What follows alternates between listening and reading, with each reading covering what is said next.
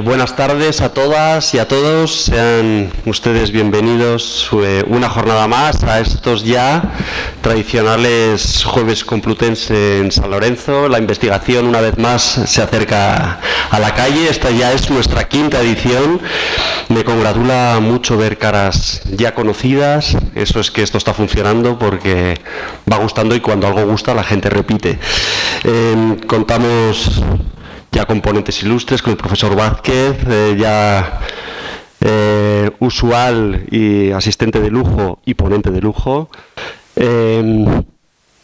Permítanme presentarme para los que no me conozcan. Yo soy Ignacio Fernández Arias, subdirector académico de la Fundación General de la Universidad Complutense. Vengo también en sustitución de nuestra directora general, la profesora María Paz García Vera, que no ha podido acudir hoy.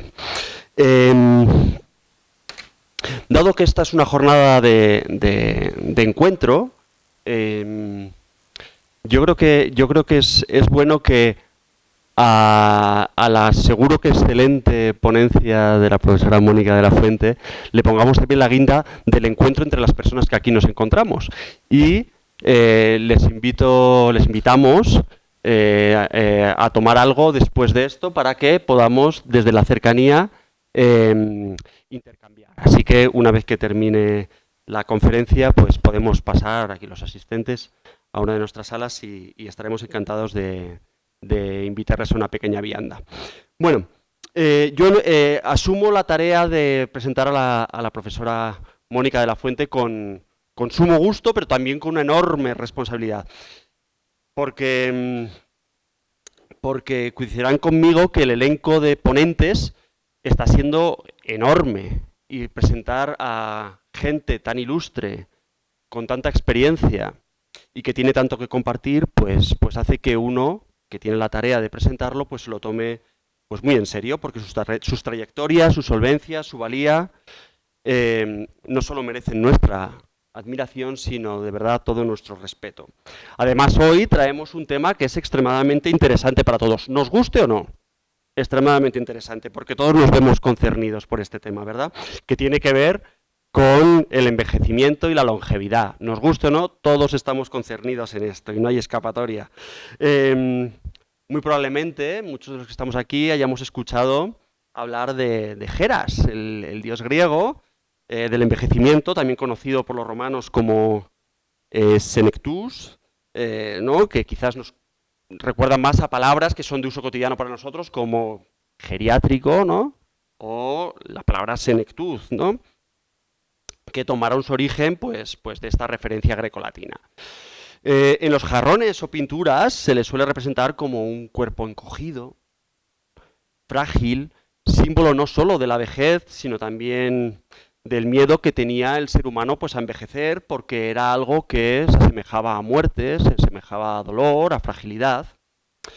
Los romanos, de hecho, concebían a esta figura como alguien frágil, un anciano, que siempre iba apoyado en un bastón, ¿no? De hecho, cuentan que esa imagen es la que la propia Esfinge tenía en mente cuando le preguntaba a Edipo, ¿no? Aquella adivinanza de qué es lo que pasa, ¿no? Primero a 4 patas, por la mañana, a 2 por la tarde y a 3 por la noche, ¿no? Y la respuesta es clara, es el ser humano, ¿no? Que gateamos a 4 patas cuando somos bebés, nos erguimos y cobramos autonomía y caminamos por la senda de la vida con nuestras 2 piernas, y que parece que cuando avanzamos en edad, pues nos tenemos que apoyar en un bastón. Ahora bien, la pregunta es clave. ¿Podemos conseguir un envejecimiento y una longevidad saludable? ¿Tendremos que llevar bastón, como preguntaba la Esfinge? Muy probablemente de ello nos hable hoy nuestra ilustre ponente. Nos ha adelantado un pequeño extracto que viene a decir algo así, de cómo, aunque envejecer es inexorable, podemos hacerlo en buenas condiciones y conseguirlo de manera exitosa y saludable. Casi nada. Bueno, yo creo que merece mucho la pena escuchar, porque todo esto, de verdad, de nuevo lo digo, nos concierne a todos. Voy a intentar, con una apretada síntesis, resumir a nuestra ponente, a la doctora Mónica de la Fuente, que es catedrática emérita de Fisiología en la Universidad Complutense de Madrid, catedrática desde 1986, bióloga y farmacéutica por nuestra querida universidad, que es además donde realizó su doctorado. Estudió medicina en la Universidad Miguel Hernández, especialista en bioquímica clínica y diplomada en sanidad. Ha desarrollado su labor docente e investigadora en diversos centros españoles, por ejemplo, pues la Universidad Autónoma, en el CSIC, e internacionales como, por ejemplo, centros británicos, Alemania, entre otros. Ha organizado, coordinado, impartido numerosos cursos y programas de doctorados y másteres. Solo por arrojar algunas cifras, pues se calculan unas 300 conferencias, más de 57 tesis doctorales dirigidas, algo que yo creo que tiene suma importancia, ¿no? Los que nos dedicamos a la universidad entendemos que esa es la mejor forma que tenemos de asegurar nuestro legado, y creo que la profesora de la Fuente nos está asegurando su legado con más de 57 discípulos que han definido una tesis bajo su dirección.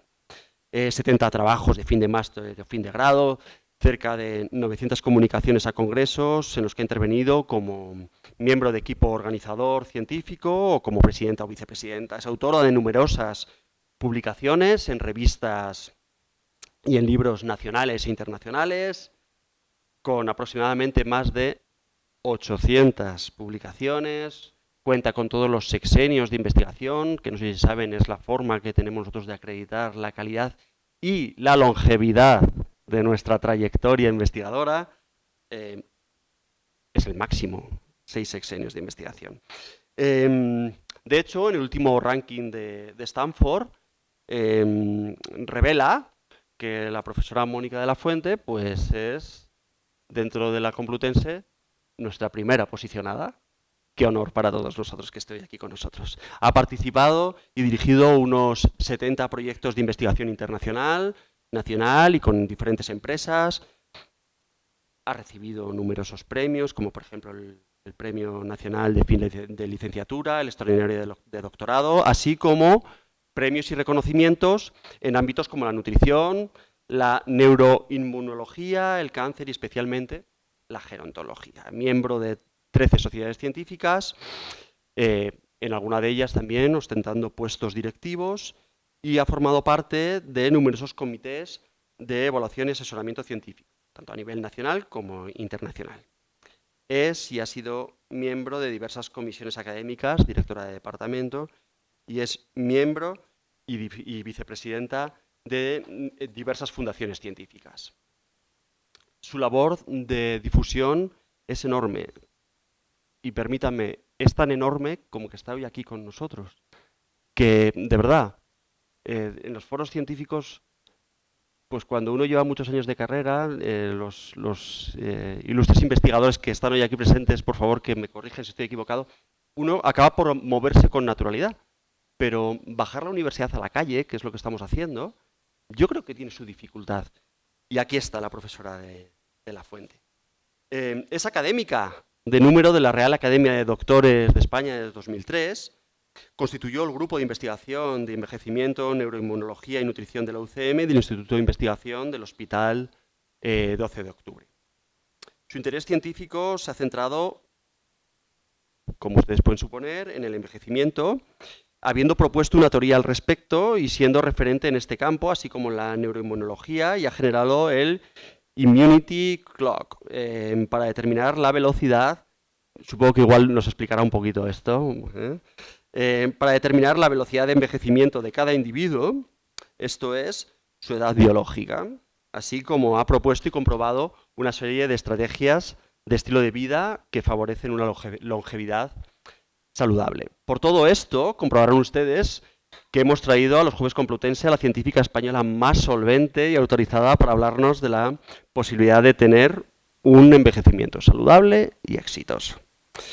Pero si esto fuera poco, pues tiene este compromiso con nuestra universidad, con la Universidad Complutense, que es nuestra casa, con nuestra querida Fundación Complutense, y pues con la sociedad en general, y por eso hoy está aquí acompañándonos. Por lo tanto, no puedo terminar sino agradeciendo profundamente, trasladándole que es un honor y un orgullo para nosotros que haya aceptado nuestra invitación, y con presentarles a ustedes a la profesora, la doctora Mónica de la Fuente.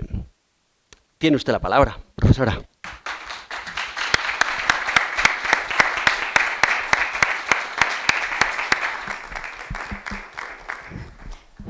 Bueno, pues, ¿esto funciona?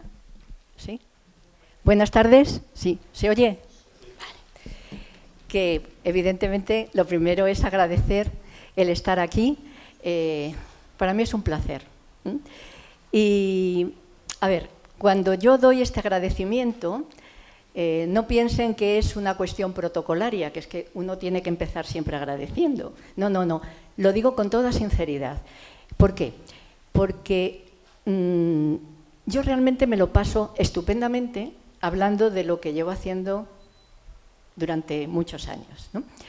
Y una de las cosas que vamos a ver a lo largo de la charla, y espero que esto lo sepa transmitir adecuadamente, es que quizás la mejor cosa que podemos hacer para envejecer más despacio, para llegar a una longevidad saludable, es pasarlo estupendamente. Entonces, yo sé que durante este rato voy a estar envejeciendo más despacio, entonces eso es de agradecer. Entonces, realmente, desde que la Complutense, la Fundación, me llamó me pareció una idea estupenda esto de poder estar los jueves aquí, pues un poco transmitiendo lo que hacemos en los laboratorios para que pueda llegar a todos. Entonces, yo agradezco a la Complutense, Santi, que fue el que contactó conmigo, bueno, María, Nacho, todos, el hecho de poder estar disfrutando este ratito. Lo que sí me gustaría es, dentro de lo posible, que intenten disfrutar un poco, porque ya saben, así envejecerán más despacio este rato. Y luego con las viandas que nos van a dar, pues ya rematamos la cosa, ¿vale? Bueno, pues vamos a empezar un poco esto. Y, claro, esa pantallita de ahí tapa la respuesta que yo había puesto a la pregunta de esta charla, que es: ¿podemos conseguir un envejecimiento y longevidad saludable? Y ahí debajo de la pantalla pone sí. Con lo cual ya podemos irnos todos porque sabemos que sí. Pero vamos a ver si vemos un poco cómo funciona esto. Entonces, aprovechando que además al llegar, me parece que ha sido, ¿no? Pues me ha dicho, dice, o sea, vamos a saber cómo vivir eternamente. He dicho, uy, menos mal que preparé una diapositiva para quitar esa idea. O sea, de lo que vamos a hablar es de envejecimiento y longevidad saludable, pero no vamos a hablar de esto de la eterna juventud o vivir eternamente. No. Vivir eternamente, para nada. No queremos que nos pase como, pongo ahí a ese rey de Troya, Titón, que parece ser que era guapísimo, y entonces, claro, se enamoró de él la diosa Eos. Como era tan guapo, pues le pidió la diosa Eos a su papá, Zeus, oye, mira, que viva eternamente. Y claro, el papá se lo concedió. Ah, pero se le olvidó pedirle que no envejeciera. Entonces, el pobre Titón eternamente se hizo viejo y la diosa Eos dijo, Dios, qué feo, qué viejo. Total, que dice la leyenda que lo encerró en una habitación y lo convirtió en cigarra. Bueno, entonces, vamos a lo siguiente, que también a todos se nos ocurre. Bueno, pues venga, la eterna juventud, que esto ya sí que parece que... Bueno, pues la eterna juventud a lo largo de la historia es algo que ha perseguido el ser humano y siempre lo ha relacionado con el agua. No sé por qué, pero eso del agua, ya desde Herodoto, incluso en el Evangelio de Juan aparece esto del agua. También Alejandro Magno parece que estaba buscando un agua para esto de la eterna juventud. Hombre, pues ha tenido cosas buenas, porque Ponce de León en el siglo XVI, con eso de ir a buscar la fuente de la eterna juventud, pues descubrió Florida. ¿No? La fuente no, pero Florida sí. Ahora hay un parque allí que dice que por allí anda. Y luego muchos pintores han representado eso de bañarse y una fuente como lo ideal para juventud eterna.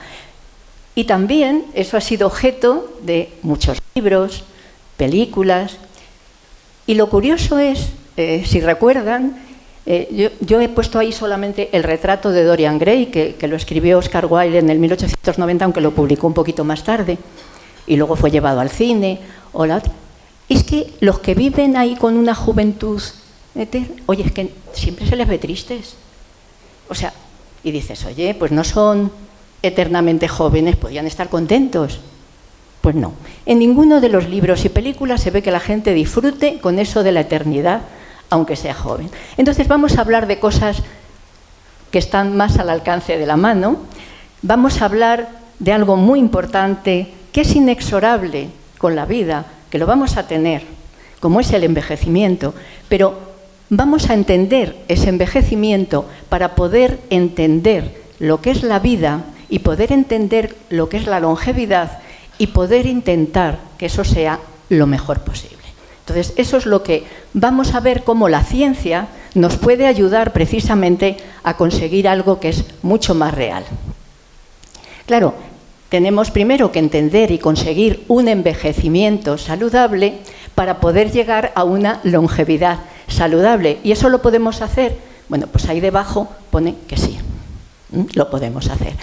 Y ya saben que hay muchísimos libros donde se habla de cómo conseguir una longevidad tal, el arte de envejecer, tal. Bueno, pues sí. Muchos de ellos no tienen una base científica, otros apuntan y sí son bastante buenos. Pero bueno, vamos a intentar desde el punto de vista científico dar esa respuesta. Y para ello vamos a ver estos 10 puntos que he puesto aquí. Es decir, primero, ya que estamos hablando de envejecimiento saludable, longevidad saludable, bueno, pues venga, vamos a saber qué es eso de la salud, vamos a saber cómo mantenemos la salud. Y una vez que entendamos eso bueno, ¿y cuál es el mejor marcador que podemos tener para saber si estamos sanos o no? Vamos a ver. Después hablaremos así, pinceladas del envejecimiento. Luego de lo que ya ha nombrado Nacho, la edad biológica. Después, ¿de qué depende cómo hagamos ese envejecimiento? Luego, aquí el punto 6, van a decir esa cosa tan rara que ha puesto ahí, los sistemas homeostáticos en el envejecimiento. Vamos a entender que es que son fundamentales.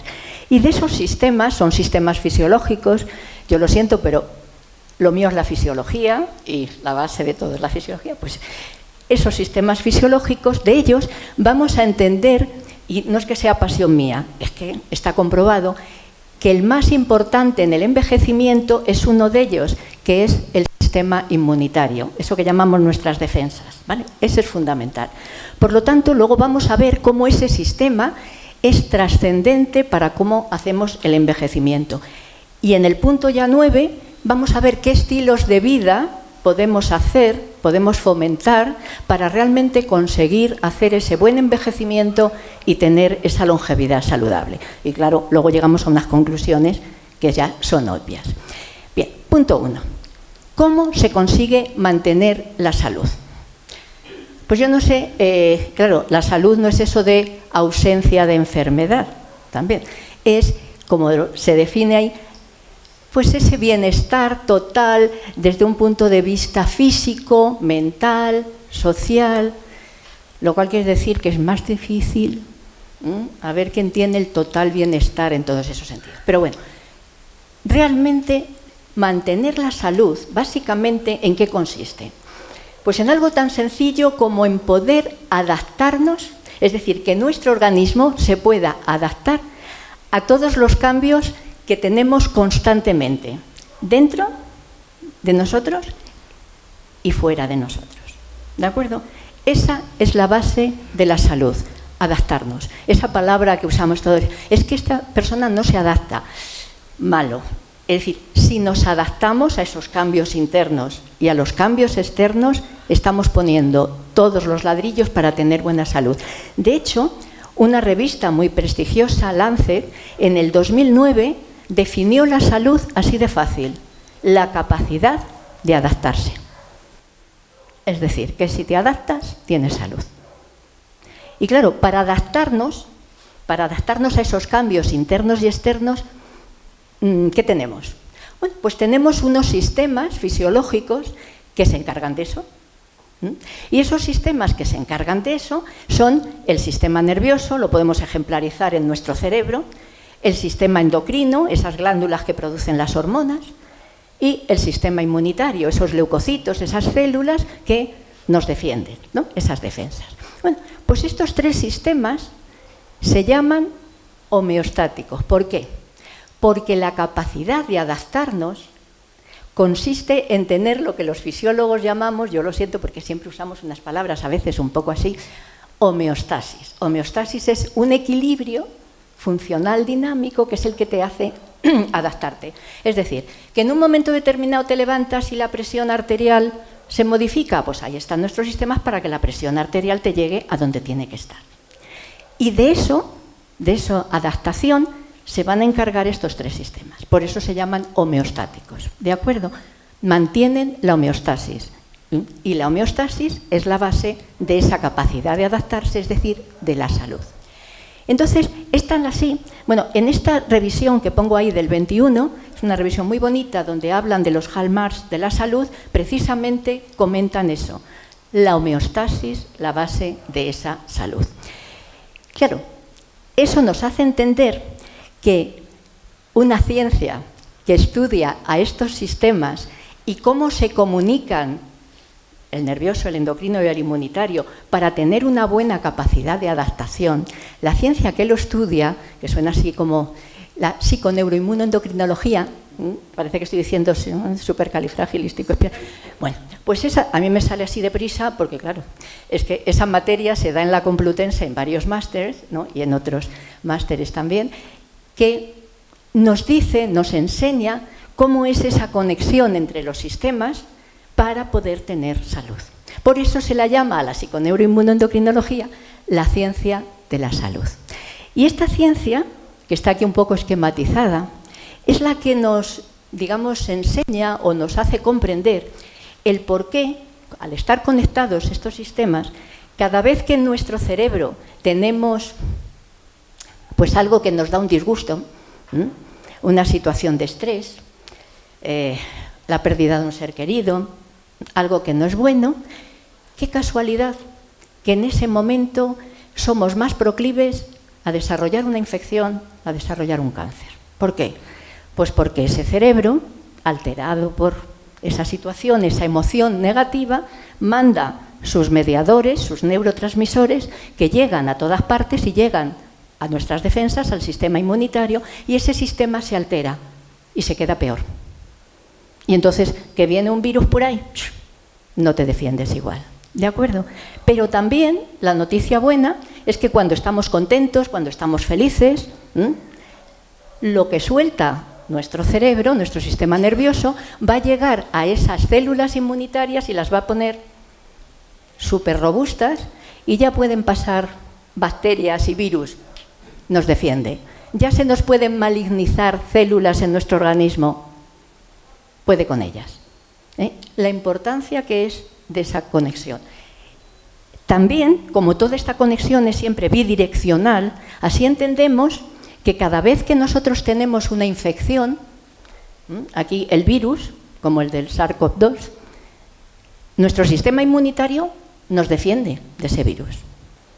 Y las cosas que suelta, que produce para defendernos de este virus, llegan a todas partes y llegan también a nuestro cerebro. Y nuestro cerebro se modifica. Si nosotros no tenemos un buen sistema inmunitario, no está bien regulado, lo que suelta está desmelenado, llega a nuestro cerebro y nos lo altera. Y así entendemos por qué después de la pandemia ha habido tantos casos de, digamos, no saber mantener o deteriorar la salud mental. Nuestro cerebro se ha deteriorado cuando hemos sido infectados, aunque nos recuperemos. Eso que ha soltado nuestra inmunidad para defendernos del virus ha llegado a nuestro cerebro y lo ha modificado. Y en algunos casos puede ser que esa modificación haga que la persona ya no tenga la salud mental que debía tener. O sea que entendemos, ahí no lo he puesto por no alargar la cosa, pero hay publicaciones muy bonitas en muy buenas revistas donde explican algo tan curioso como que la depresión que puede tener una persona no solo tiene su origen en lo típico de es que tiene una situación de estrés crónico y desarrolla, al cambiarle toda la neuroquímica cerebral, una depresión. No, es que ha tenido una infección y lo que ha soltado el sistema inmunitario ha llegado al cerebro, le ha cambiado toda su neuroquímica y la persona tiene una depresión. ¿De acuerdo? Es decir, que vean lo importante que es esa comunicación entre estos sistemas para estar sano o para tener una enfermedad. Vale, de todos estos sistemas, ¿cuál podemos usar mejor como marcador de salud? Acabamos de decir que para tener salud tenemos que tener unos sistemas homeostáticos, nervioso, endocrino, inmunitario, estupendos. ¿Vale? Bien, entonces, si yo quiero saber si alguien está sano, digo, pues ya está, lo único que tengo es que mirar cómo están funcionando las células de su cerebro, cómo están funcionando las células de sus glándulas endocrinas o cómo están funcionando las células de su sistema inmunitario. Y aquí nos encontramos con un problema, y es que todos somos conscientes que para saber cómo está el sistema nervioso no podemos sacarle a nadie una neurona y ver cómo está. Miramos cómo está el sistema nervioso, cómo está el cerebro, a través de la conducta que tiene, ¿vale? Es decir, indirectamente. Lo mismo en el sistema endocrino. No le vamos a sacar una célula pues, de la adrenal o del tiroides, no. Decimos, no, medimos las hormonas que hay circulantes y vemos cómo están, altas, bajas. Es decir, medida indirecta. Pero llegamos al sistema inmunitario. Oye, qué suerte tenemos, es que las células inmunitarias están recirculando por nuestro organismo, con lo cual sacamos una muestra de sangre de cualquier persona y ahí tenemos todas las células inmunitarias y decimos, pues vamos a ver cómo están, si están bien o no están bien. Entonces, esa capacidad de accesibilidad que tiene este sistema, las células de este sistema, aparte de que se ha visto que es un reflejo estupendo de cómo están los otros dos sistemas, por eso la conexión, hace que hace unas décadas se dijera el sistema inmunitario es el mejor marcador de salud que podemos tener. ¿Que usted tiene unos buenos leucocitos ahí funcionando bien? Sano. ¿Que no? Alguna patología. ¿De acuerdo? Por lo tanto, ya tenemos un marcador para ver la salud. Vamos a hablar ahora de algunas características del envejecimiento, una vez hecho esa primera parte. Vamos, el envejecimiento es un gran reto en muchos aspectos. Uno es el reto demográfico. Yo creo que todos somos conscientes de que en la sociedad actual, en todas las sociedades, el número de personas mayores de una determinada edad va aumentando, mientras que el número de nacimientos no va aumentando de la misma manera. Por eso, demográficamente, ya saben que estaba siempre la típica pirámide demográfica, donde dice hay mucha gente joven y luego muy pocas personas mayores arriba. Bueno, pues esto ya se está volviendo regresiva, es decir, ya está perdiendo la forma de pirámide, ¿vale? Ya no hay esa proporción que teníamos antes. Y se dice que en no mucho tiempo tendremos una pirámide invertida, es decir, muy poca gente joven sustentando a mucha gente mayor. Por lo tanto, esto es un problema a nivel social, económico, etc. Hay mucha gente mayor. Pero el reto más importante de envejecimiento es el reto biológico. ¿Y cuál es? Que es un riesgo de poder tener enfermedad. Y vamos a ver esto por qué. Si nosotros buscamos una definición apropiada de envejecimiento, tendríamos que poner esta: disminución progresiva y generalizada de la función del organismo. ¿Qué lleva eso? Un estado de menor capacidad para adaptarnos. Es decir, un peor mantenimiento de esa homeostasis que hemos dicho antes.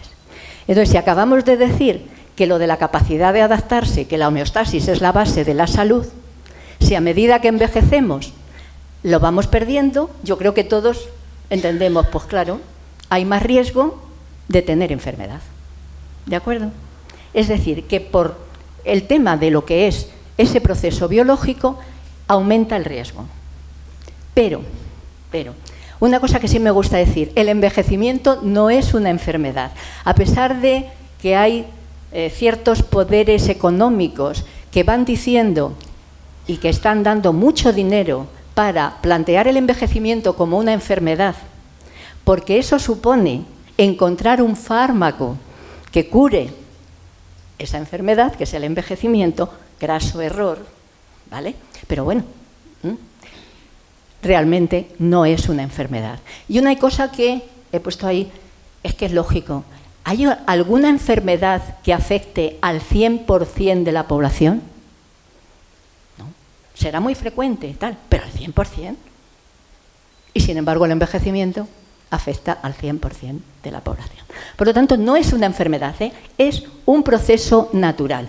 Lo que pasa es que ese proceso natural, dadas sus características, pues aumenta el riesgo de tener patologías. Y como se ve ahí, a medida que nos vamos haciendo mayores, pues más posibilidades de desarrollar un cáncer, de tener una enfermedad cardiovascular, etcétera. Pues sí, eso que se le va a hacer, es así. Lo mismo que a medida que va pasando los años, pues cada vez vamos teniendo más de esto que nos fastidia tanto al ser humano, ¿no? Arrugas, las canas, estas cosas, pues ¿qué se le va a hacer?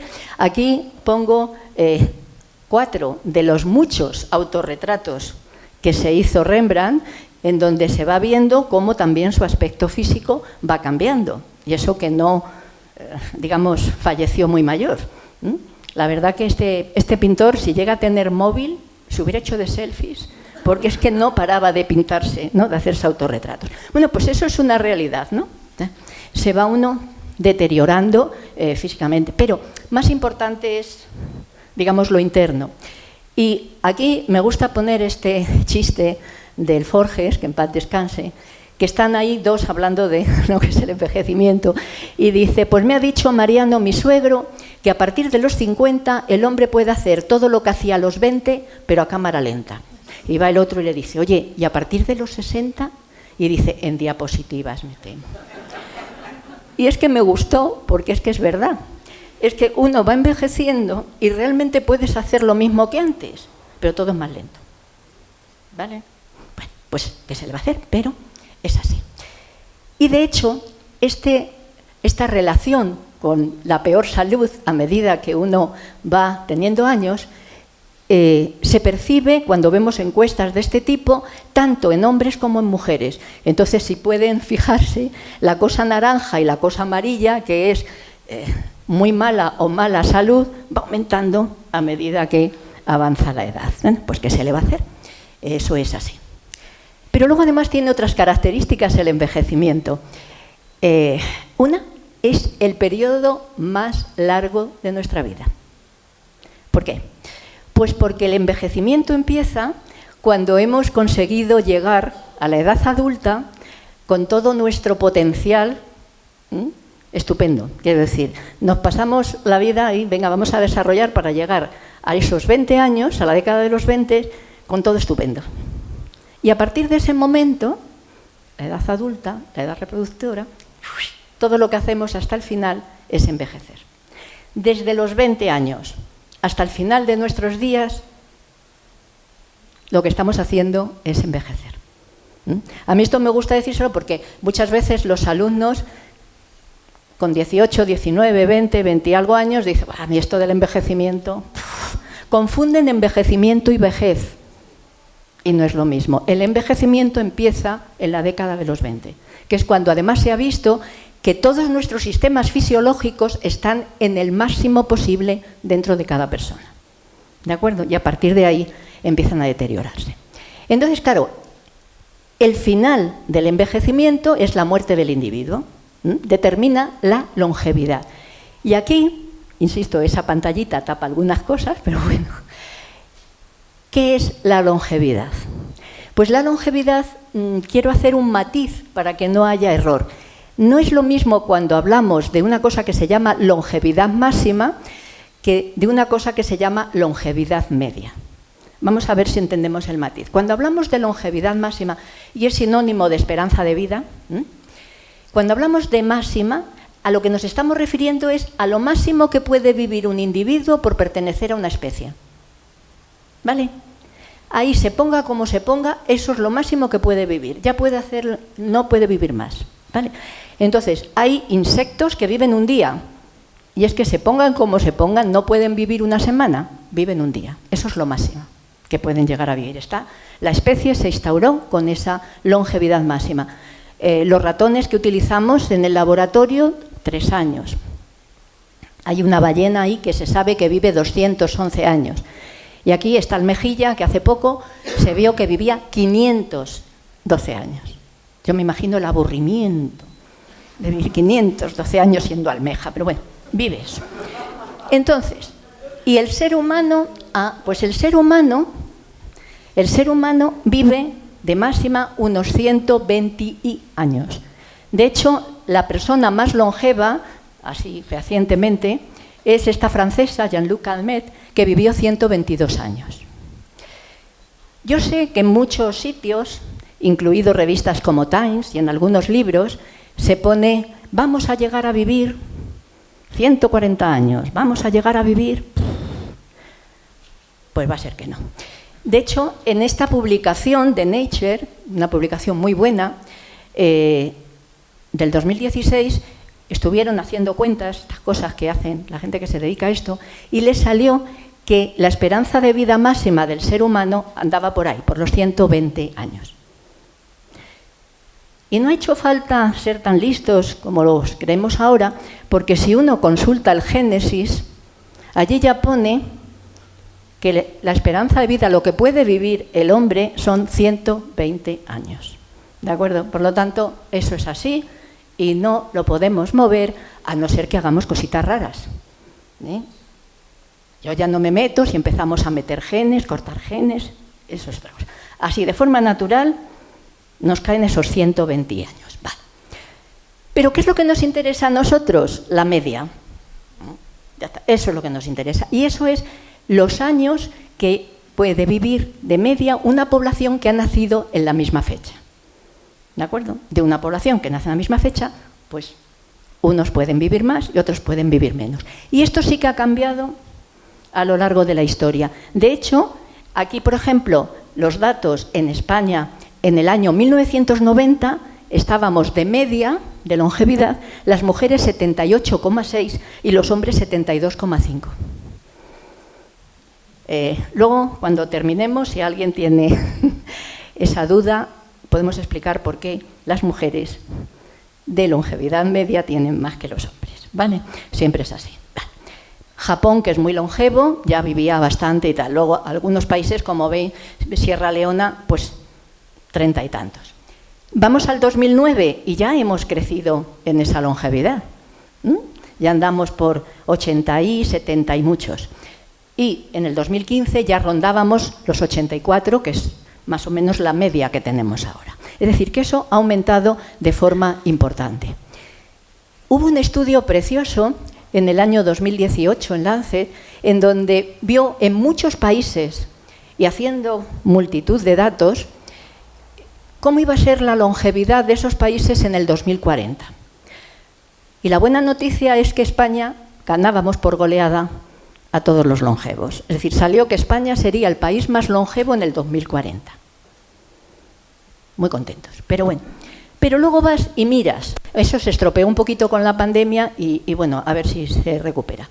Pero cuando miramos las listas de longevidad libre de dependencia, es decir, longevidad sanota, sin tener que estar siendo atendidos, etcétera, ahí ya tenemos un puesto un poquito peor.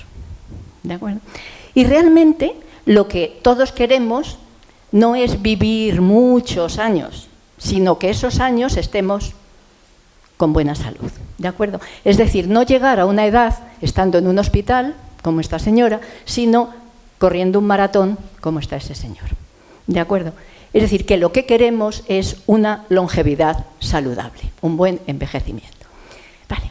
Otra característica del envejecimiento, y que ha respondido o ha intentado responder a una pregunta que el ser humano siempre se ha hecho con esto de las canas, las arrugas, etc. Es, bueno, ¿y yo puedo parar esto? ¿Puedo parar el envejecimiento?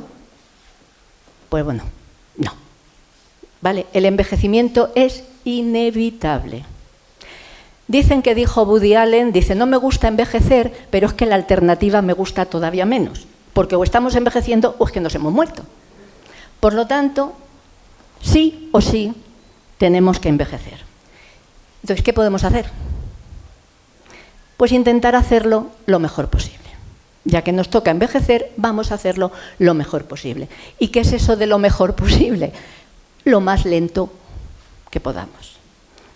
Y digamos, ¿y esto qué quiere? Pues sí, porque como se ve en esta gráfica, si nosotros tenemos un envejecimiento muy acelerado, vamos a llegar muy pronto a ese umbral, a esa línea en donde vamos a tener una patología y vamos a morir. Mientras que si lo hacemos muy despacito, muy desacelerado, pues podemos llegar a los 90, a los 100 años, y entonces es cuando ya surge. ¿De acuerdo? Por lo tanto, la velocidad a la que se envejece es muy importante. Aquí pongo dos ejemplos de este monje budista con 91 años, pues realmente parece que va a velero, ¿no? O sea, va despacito él. Mientras que esta señora con 62 da la sensación de que va demasiado deprisa, ¿vale? Pero bueno, cada uno a su velocidad. ¿Todos envejecemos? Sí, pero no todos lo hacemos igual. Aquí vemos dos actores en el año 86 y cómo estaban los dos en el año 22. Pues no parece que los dos estén envejeciendo igual. Y esto nos lleva a la otra característica del envejecimiento, y es que es muy heterogéneo. Es decir, que no hay dos personas que lo hagan igual. Y entonces, claro, a la pregunta de ¿todas las personas envejecen igual? Pues ahí debajo pone, pues no, ¿de acuerdo? No, no todas las personas envejecen igual, es muy heterogéneo. Unas lo hacen a más velocidad y otras a menos. Aquí tenemos a dos personas, dos actores, con la misma edad cronológica y realmente no parecen que lo estén haciendo igual, ¿de acuerdo? Entonces, claro, esto de que no todo el mundo envejece igual, que unos van más deprisa y otros más despacio, hizo generar, y esto es muy divertido, cómo surgió el término de edad biológica. Que la edad biológica lo que te dice es a qué velocidad estás envejeciendo, ¿vale? Mientras que la cronológica es, pues, cuánto tiempo ha pasado desde el nacimiento, la biológica es, estás envejeciendo, pero ¿a qué velocidad lo estás haciendo?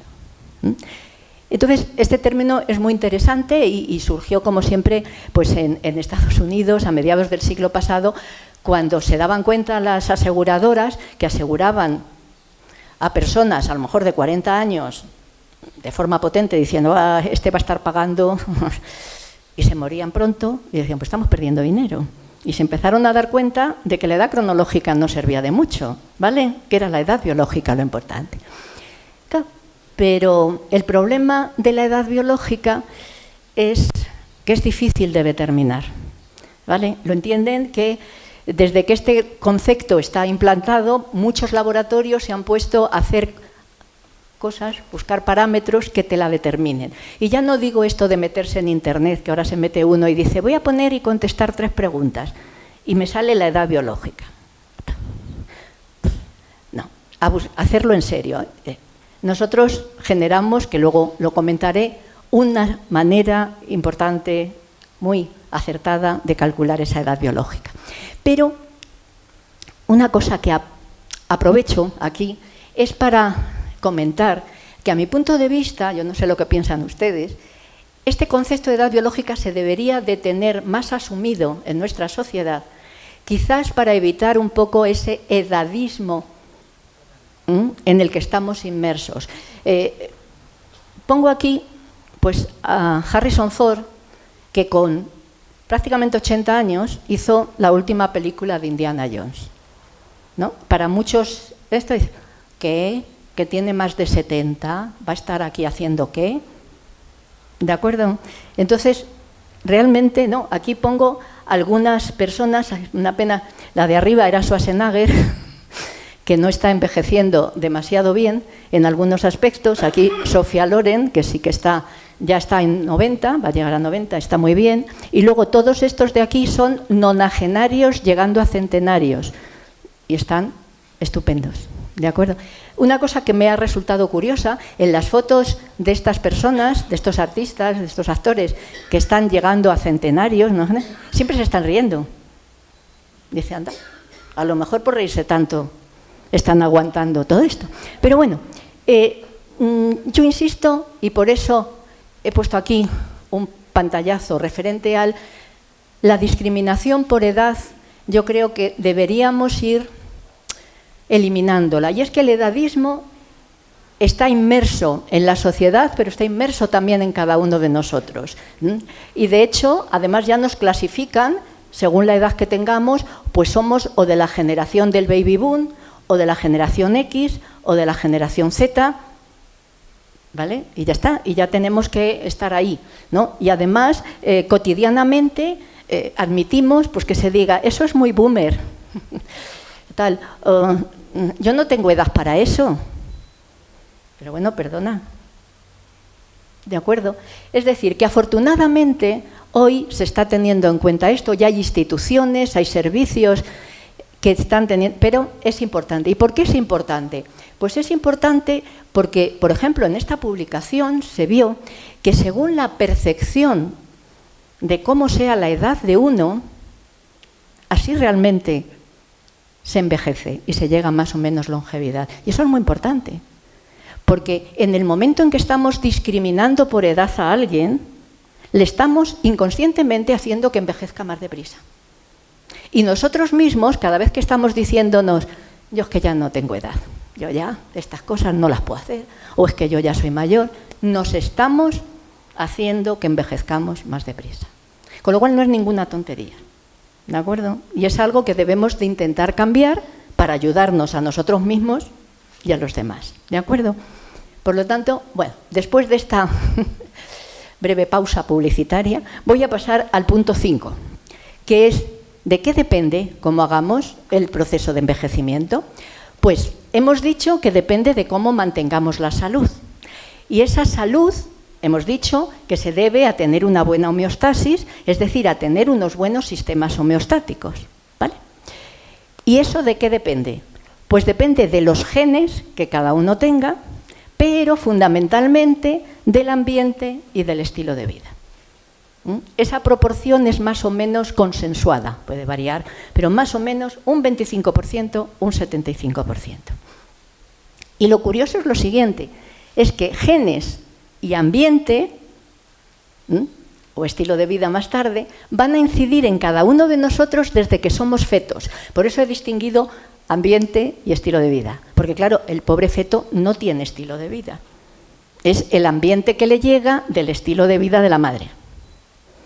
¿Vale? Entonces, las mujeres gestantes tienen que saber que todo lo que hagan va a llegar al feto que tienen y va a hacer que esos sistemas fisiológicos, esos sistemas homeostáticos se vayan desarrollando mejor o peor.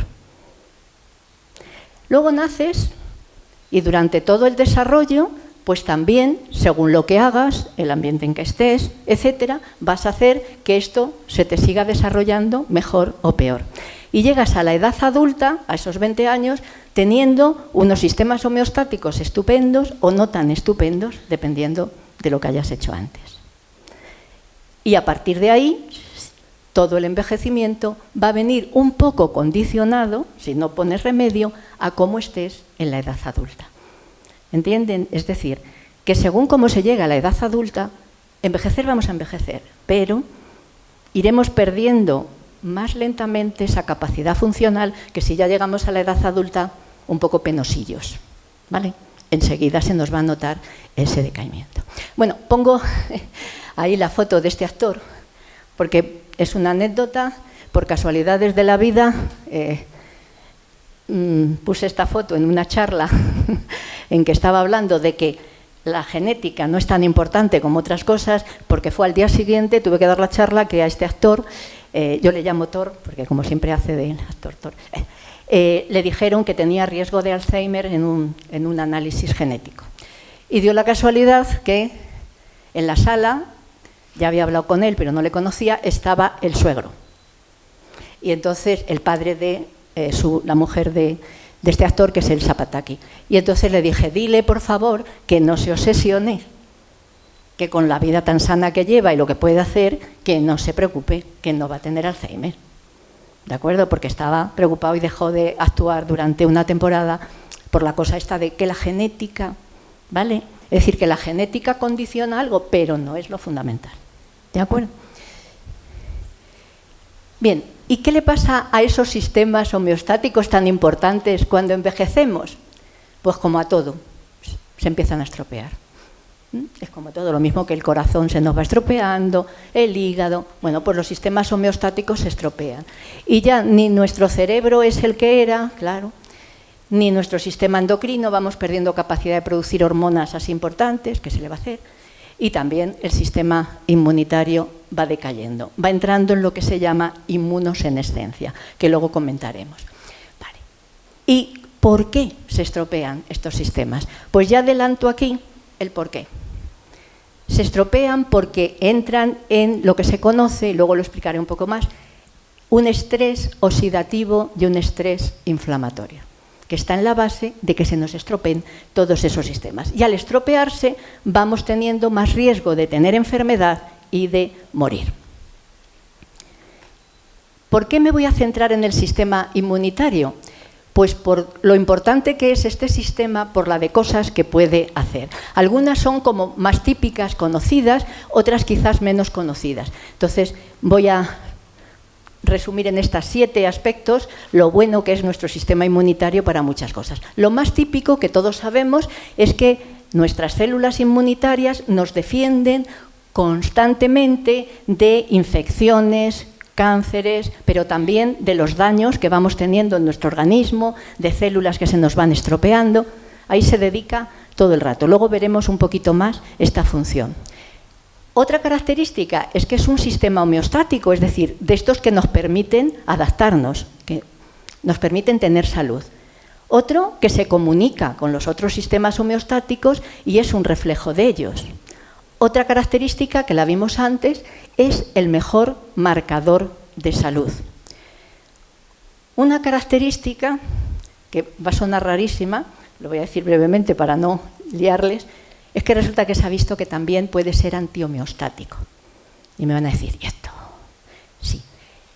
A ver, se ha propuesto, y más o menos está comprobado, que la naturaleza ha utilizado a este sistema para, por una parte, defender al individuo, pero en caso de que ese individuo pueda poner en peligro a la especie, y piensen que en la naturaleza lo que importa es la especie, no los individuos, pues en el momento ese sistema, el sistema inmunitario, se carga al individuo para que no tengamos problemas de la especie. Y de hecho, hay un ejemplo muy claro. Aquí pongo el ejemplo. Si nosotros somos infectados, por ejemplo, con el virus del SARS-CoV-2, hemos tenido, si tenemos un sistema inmunitario fuerte, nos infectamos, pero nos recuperamos. Pero si tenemos un sistema inmunitario débil, nos infectamos y ¿qué puede pasar? Como lo tenemos débil, o tardamos mucho en recuperarnos, o no nos recuperamos y nos morimos. Y de hecho, no sé si recuerdan que en la pandemia hablaban mucho de la tormenta de citoquinas que ha producido a tal individuo infectado un fallo multiorgánico que le ha estropeado los pulmones, el hígado, los riñones. ¿Quién mataba al individuo? ¿El virus? El sistema inmunitario que se ponía a defenderle de esa infección y con todo lo que soltaba, como ese individuo no estaba bien, acababa matando al individuo. Entonces eso, metafóricamente, podemos decir que la naturaleza lo ha utilizado también para, en esos casos, ser el que, digamos, evite la supervivencia de un individuo que puede poner en riesgo al resto. ¿De acuerdo? Por eso hay que tener muy contento al sistema inmunitario. ¿Vale? Y luego, estas dos otras características que son aportaciones de nuestro grupo de investigación es que sirve para conocer la velocidad a la que envejecemos y también incide en nuestra velocidad de envejecimiento. Aquí muy brevemente, esta cosa así tan rara es que tenemos muchas células en nuestro sistema inmunitario, que si fagocitos, que si linfocitos, con muchas poblaciones, subpoblaciones, que luego además tienen muchas moléculas, que si los anticuerpos, que si las citoquinas, etcétera. Y con todo eso, lo que hacemos es que cada vez que tenemos una infección, que entra un microorganismo, pues ahora todo eso se pone en marcha, lo que llaman inmunidad primero innata, luego la inmunidad adquirida, para poder librarnos de esa infección. Para hacer esto, esta respuesta inmunitaria, tenemos como 3 fases. Lo primero es que las células inmunitarias se enteren de que ha entrado un patógeno. Después se activan, porque claro, lo que nos interesa es tener muchas células específicas para ese patógeno y podérnoslo cargar. Y la última fase, que llaman fase efectora, vamos a cargarnos al patógeno, a esa bacteria, etc. ¿De acuerdo? Es decir, esas 3 fases se dan. Y una cosa curiosa, vean aquí, para que nuestro sistema inmunitario se pueda cargar una infección, pero también para que se pueda cargar a una célula que se nos ha malignizado, que se nos ha, y nos puede dar un cáncer, tiene que hacer inflamación. Entonces, el término inflamación, que como pone ahí, el asesino secreto, la inflamación, qué mala es la inflamación, oye, perdona, depende. Si nuestro sistema inmunitario no puede generar inflamación, lo tenemos crudo. ¿De acuerdo? Tiene que generar inflamación en el sitio, momento y con el espacio temporal necesario para cargarse lo que es dañino. Y luego tiene que recuperarse. Es decir, tenemos que tener defensas antiinflamatorias que vuelvan todo a su posición.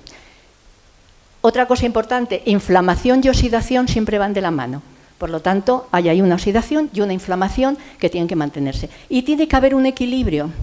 Siempre estamos con los equilibrios en fisiología. De manera que, si nosotros tenemos poca inflamación, como pasa en esta parte derecha de la diapositiva, y mucha antiinflamación, nos quedamos con la infección, porque nuestro sistema inmunitario no nos puede defender. ¿Entienden? Necesitamos inflamación. Ahora, si nos pasamos, entonces tenemos el fallo multiorgánico y el daño. ¿De acuerdo? Por lo tanto, equilibrio 100%. Y recordando eso, que para destruir una célula tumoral, para destruir una bacteria, necesitamos producir inflamación y oxidación. ¿Y qué le pasa a este sistema cuando envejecemos?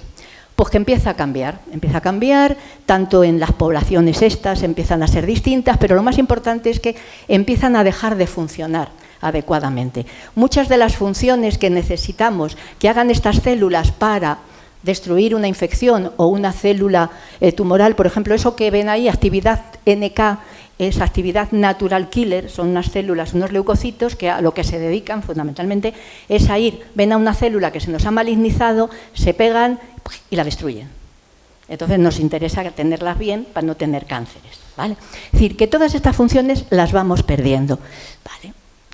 ¿Y qué papel puede tener todo esto en el envejecimiento? Pues esta es una propuesta, pone ahí debajo de la pantalla, nuestra propuesta es que puede tener un papel pasivo y un papel activo en el envejecimiento. ¿Y a qué llamamos papel pasivo? Pues que nuestra inmunidad nos puede permitir conocer a qué velocidad envejece cada persona. No voy son montones de investigaciones a lo largo de muchos años que la base lo que nos ha permitido es ver varias cosas muy relevantes. Fíjense, nosotros lo que nos interesa saber es cómo desde la edad adulta en los humanos van cambiando las funciones inmunitarias hasta la vejez.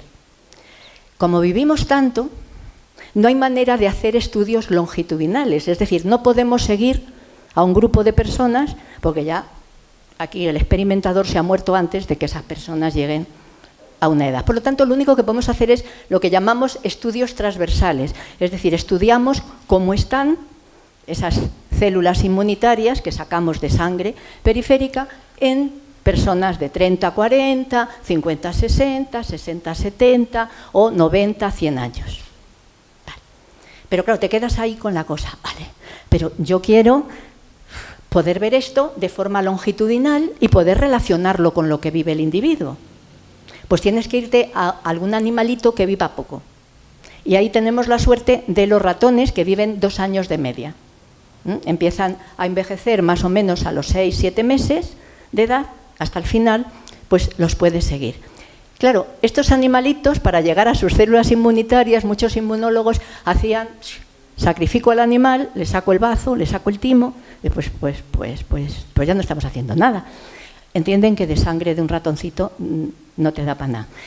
Entonces, nosotros ideamos un sistema que es sacar del peritoneo del ratón las células inmunitarias que son idénticas a las que podemos encontrar en sangre periférica humana. Y fuimos estudiando a los mismos animales a lo largo de su envejecimiento. ¿Y qué encontramos? Cosas curiosísimas. Una, que resulta que somos idénticos en la evolución de las funciones inmunitarias nosotros y los ratones. Aquí, por ejemplo, en edades similares, y me van a decir, ala, ¿qué me estás diciendo? Sí, resulta que aquí estamos con personas de 30 a 40 y aquí animales similares, sí, de 30 a 40 semanas, porque una semana de vida del ratón equivale a un año del humano, ¿vale? Bueno, pues como ven, de esos 30 a estos 70, y aquí equivalente en semanas, por ejemplo, la capacidad natural killer para destruir tumores va bajando. ¿De acuerdo? Y lo mismo otras funciones, van bajando.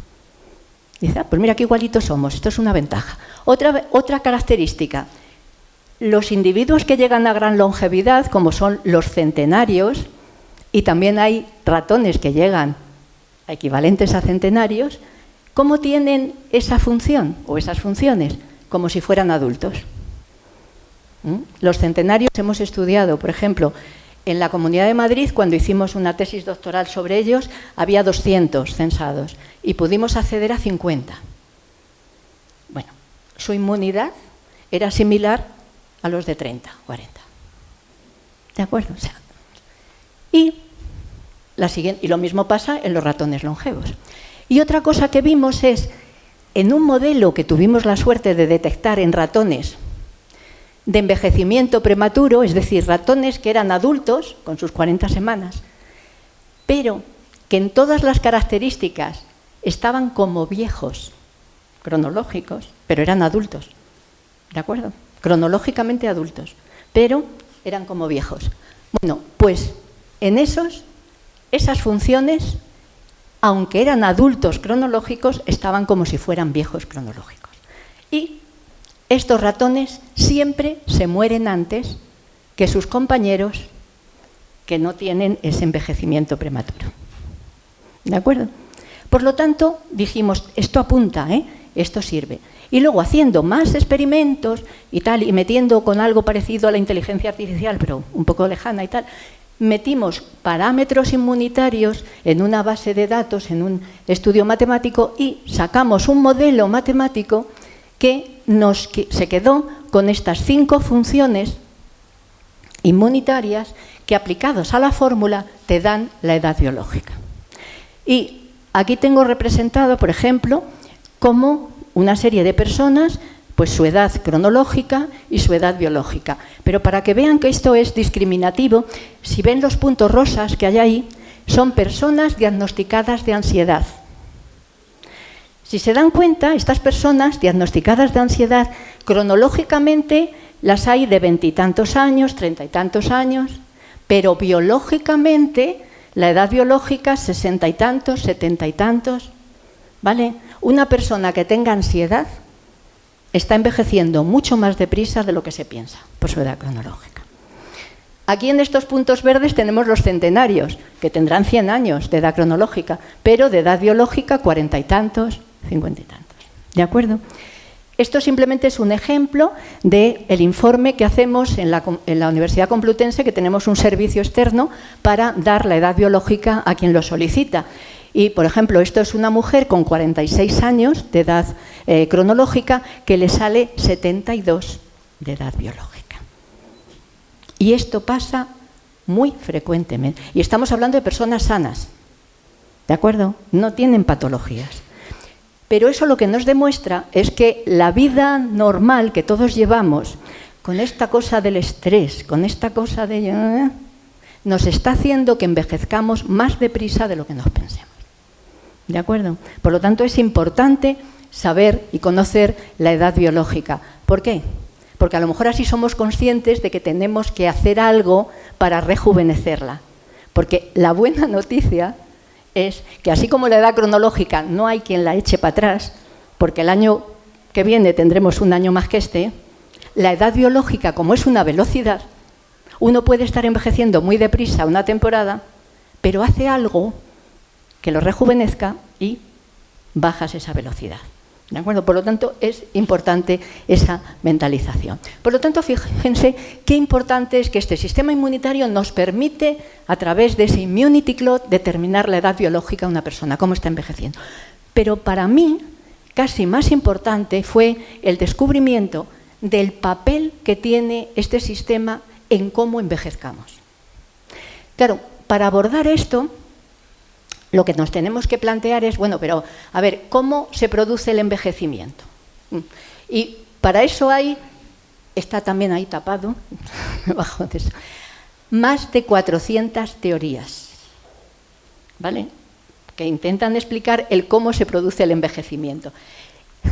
¿Y por qué tanta teoría? Pues porque como aparece ahí a medias, no sé si ven que hay un elefante y hay unos señores tocando distintas partes del elefante. Es el símil del cuento este de los ciegos que intentan decirle tal como es el elefante. Y claro, cada uno toca una parte y según la parte que tocas, el elefante es o planito, planito, o redondito, redondito, o cilíndrico, cilíndrico. Y el elefante no es ni una cosa, ni otra, es el conjunto. Entonces, claro, hay muchas teorías. Muchas son muy famosas, lo cual no quiere decir que sean verdad. Muchas confunden efectos y causas. Lo digo porque yo a mis alumnos, cuando les digo, ¿cuál es el motivo o la causa primigenia del envejecimiento? El 99,9%, ¿saben lo que me contestan? El acortamiento de los telómeros. Y digo, vale. Y ya les tengo que explicar. Digo, vale. ¿Que eso pasa al envejecer? Sí. ¿Pero que ese sea el origen?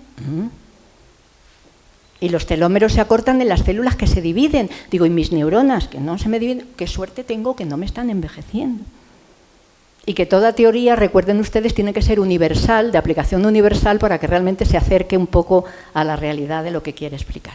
Conclusión, que hay mucha teoría, pero bueno, nosotros siempre nos hemos centrado en una que consideramos, también tenemos derecho a tocar nuestra parte del elefante, ¿no?, la más relevante. Ahora se ha cambiado ahí, ahora lo que no veremos será eso, pero bueno, da lo mismo. Da lo mismo.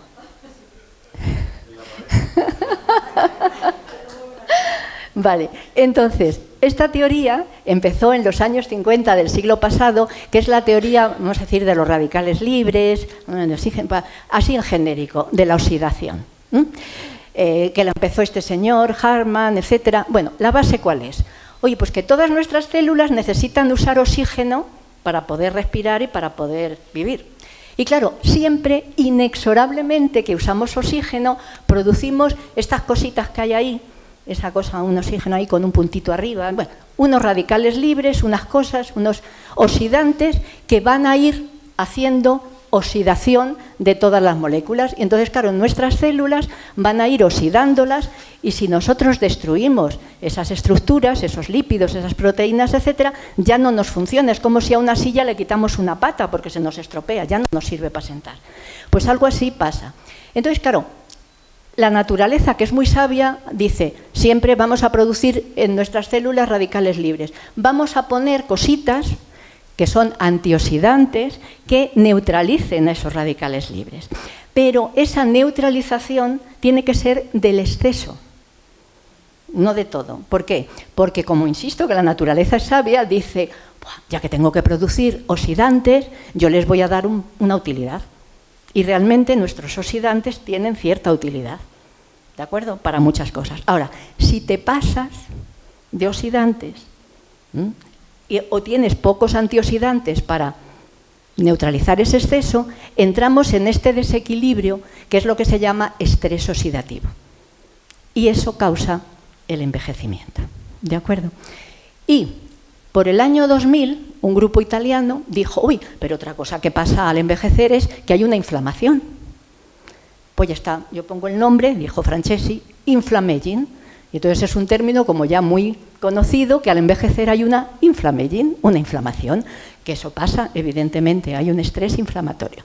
Pero recuerden que antes he dicho que oxidación e inflamación van juntas. Entonces, nosotros que estábamos diciendo, pues ¿por qué no vamos a sacar una teoría? Made in Spain, Made Complutense, ¿verdad? Para tener, en fin, eso. Y dijimos, pues ya está. La teoría de la oxidación-inflamación, diciendo que lo que sucede al envejecer es una oxinflammation. Y en nuestra teoría, que está aquí simbolizada en la publicación que hicimos, lo que tenemos es que el envejecimiento es un estrés oxidativo crónico asociado a un estrés inflamatorio que nos va a deteriorar todas las células, pero de forma más relevante las de los sistemas homeostáticos. Por eso perdemos homeostasis, más morbilidad, o sea, más capacidad de enfermar y de morir. Pero además metimos una cuña importante en esta teoría y dijimos, como el sistema inmunitario para trabajar tiene que producir oxidación e inflamación, resulta que si este sistema no está bien, a través de una serie de factores que pueden acelerar la oxidación e inflamación, puede entrar en un círculo vicioso y aumentar la oxidación e inflamación del organismo. ¿Entienden? Es decir, que si no tienes una buena inmunidad, puede, sin querer, ponerse ahí, acelerar el envejecimiento. Claro, esto que fue una propuesta y una teoría, pues ya posteriormente hemos demostrado que evidentemente sucede, que el sistema inmunitario está implicado en eso. Y demostramos que la base de por qué se nos estropean las células inmunitarias es porque ellas experimentan también un estrés oxidativo. Y en experimentos parecidos a los que he contado antes, comprobamos cómo nuestras defensas, las defensas antioxidantes de nuestras células inmunitarias, disminuyen al envejecer. Pero las de los centenarios, no. ¿De acuerdo? Es decir, lo mismo que hemos visto antes con lo de la edad biológica, pasa con el estrés oxidativo. Y otra cosa súper curiosa que hemos demostrado. Cuando en una persona, y en paralelo lo hemos hecho en animales de experimentación, que son los que nos permiten saber si se vive más o menos, cuando en unas personas las células inmunitarias están más oxidadas, esas células funcionan peor. ¿Vale? Y el individuo que tiene esas células, en el ser humano decimos lo mismo, muere antes. Pero cuando pasamos al ratón, se muere antes. ¿Vale? Y eso lo hemos visto en muchos modelos. Por ejemplo, personas que tienen estrés, que llevan mal el estrés, ratones que les sometemos a estrés. Pasa eso. Más oxidación en las células inmunitarias, le funcionan peor y los ratones se mueren antes que los que no lo tienen. Ya hemos hablado de la ansiedad. En la obesidad también lo hemos visto. En personas con obesidad pasa eso. En ratones con obesidad pasa eso. Se mueren antes. En la soledad, el sentirse solos, lo hemos visto en humanos y en ratones que tienen soledad. Eso luego si quieren lo comentamos más. Y siempre en los ratones hemos podido comprobar que se mueren antes. Y la otra parte es que cuanto menos estrés oxidativo tienen esas células, mejor funcionan y esas células están seguros en una persona o un animal que tiene gran longevidad. Por tanto, bueno, ahí son publicaciones nuestras, pero lo que viene al caso es que esto funciona. Entonces, si esto funciona, yo creo que aquí está la clave de una cosa. Si nosotros con nuestro estilo de vida conseguimos cortar esta espiral viciosa, podremos hacer que tengamos menos estrés oxidativo inflamatorio, que tengamos mejores sistemas homeostáticos, que mantengamos más la salud y que podamos envejecer más despacio y vivir más y mejor. ¿Entienden un poco la idea? Y entonces nos pusimos a ello, a buscar cosas del estilo de vida que lo puedan permitir. Este es un esquema que lo he complicado un poquito más, que publicamos en una revisión en el año 2021, pero que un poco recoge en el marco este que estamos hablando de los sistemas homeostáticos, el cerebro, el endocrino, el inmunitario, y con base de ese estrés oxidativo inflamatorio como cosas que pueden mantener la salud o que te pueden llevar a tener un envejecimiento peor y enfermedad. Y una cosa curiosa es que cuando hablamos de intervenciones, si no decimos más, no estamos diciendo nada, me explico. Cualquier intervención puede ser positiva o negativa, dependiendo cómo sea. ¿De acuerdo? Por eso están puestos así las flechas como rojas, de lo que es malo, y las flechas en azul, digo en verde, como que es lo bueno, ¿no? Entonces podemos empezar por cualquiera, empezamos por aquí, que luego lo veremos con un poquito más de detalle. Todo lo relacionado con la dieta, con la nutrición. Bueno, pues la nutrición buena, pero si nosotros usamos dieta rica en grasa, alimentos procesados, hemos visto que esto, malo. Envejecemos más deprisa, ¿vale? En este contexto. Y siempre podemos utilizar las células inmunitarias para comprobarlo. Mientras que una dieta buena, rica en fibras, frutas, verduras y probióticos, que les comentaré, es buena. El ejercicio, lo mismo. Sedentario total, malo. Pasarse de ejercicio, tampoco es bueno. Un ejercicio moderado, estupendo. ¿Vale? La emocionalidad o la respuesta al estrés, la soledad, el llevar mal el estrés, malo. Y aquí le pongo 2 publicaciones nuestras para que no se me olvide comentar que en todo esto, sobre todo en cuanto a la emocionalidad y cómo llevar estrés, es muy personal, me explico. En esta publicación lo que hicimos fue preguntar con una encuesta validada a una serie de personas cómo percibían que estaban estresadas. ¿De acuerdo? ¿Cuál era su percepción del estrés? Y comprobamos que aquellas personas que decían yo estoy muy estresada, tenían una inmunidad penosa y tenían una edad biológica mucho mayor.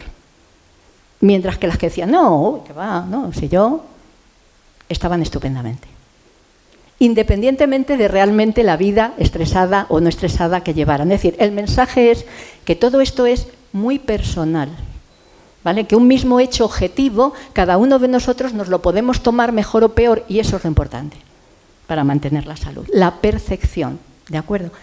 Y lo mismo sucede cuando hemos hecho experimentos con, digamos, aislamiento, emocionalidad negativa, etcétera. Vale. En cambio, la emocionalidad positiva, el llevar bien el estrés, el sentirse felices, es estupendo. Y esto, ahí tapado, pone que algo que científicamente ha sido considerado un poco así como una banalidad. O sea, ¿qué me estás diciendo? Que el sentirse feliz te ayuda, que el reírse, que el disfrutar. Bueno, pues ya hay revistas científicas muy relevantes que dejan de manifiesto que eso es muy positivo para mantener la salud. ¿De acuerdo? El disfrutar de la vida, ser felices. Por eso ahí tapado arriba estaba un time con el mindfulness.